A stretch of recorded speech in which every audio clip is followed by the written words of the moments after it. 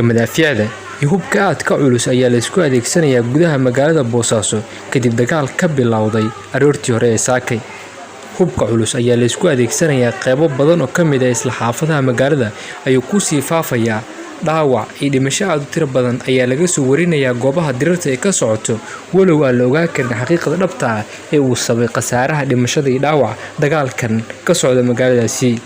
Ilo xogaal ayaa sheegaya dagaalka inuu sii xoogaystay isla markaasna dhinacyada halkaasi ku dagaalamaya ay helayaan gurmadyo kala duwan oo ka soo gaaraya dhan walba. Ciidamada BSF uu hogaamiyo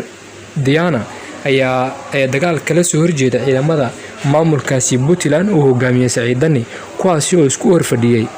muddo bil ku dhawaad ah isla magaalada gudaheeda, lagana cabsi qabay goor walba inay bilaabato rasaas ay isku adeegsanayaan ee gacan ka hadal dhexmaraya kadib markii xilka laga qaaday Diana kadibna uu ka biyo diiday xilka qaadistaasi.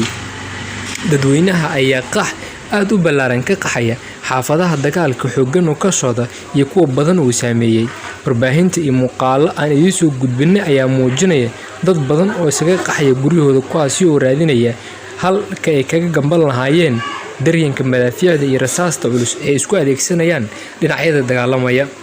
Baaqaq badan ayaa loo soo jeediyay inay joojiyaan ku dagaalanka dadka shacabka ah, walow ilaa haatan aysan ka jawaabin labada dhinac ee dagaalamaya. Dadka shacabka ayaa ku soo warramay in khasaare xooggan oo jiro inuu badan yahay dadka shacabka ah oo guryahooda ku sugnaa oo ay rasaasta ku haleeshay goobihii ay ku sugnaayeen. Warbaahinta ayaa loo soo bandhigay khasaare aad u ballaaran oo gaaray shacabka, isla markaasna muujinaya in guryahoodii ay ugu tagtay rasaas habow ah halka si ay ku haleeshay rasaasta guryahoodii ayagoo ku sugan. Dagaalkan ayaa noqonaya kii ugu cuslaa ee ka dhacay in muddo ah magaaladaasi oo nabad ahayd ku dhawaad dhowr iyo 10 sano uusan wax dagaal ah ka dhicin. Hase yeeshee waxaa loo soo jeedinayaa baaqyo ah inay dagaalkan iyo dirirta halkaasi ka socoto ay joojiyaan,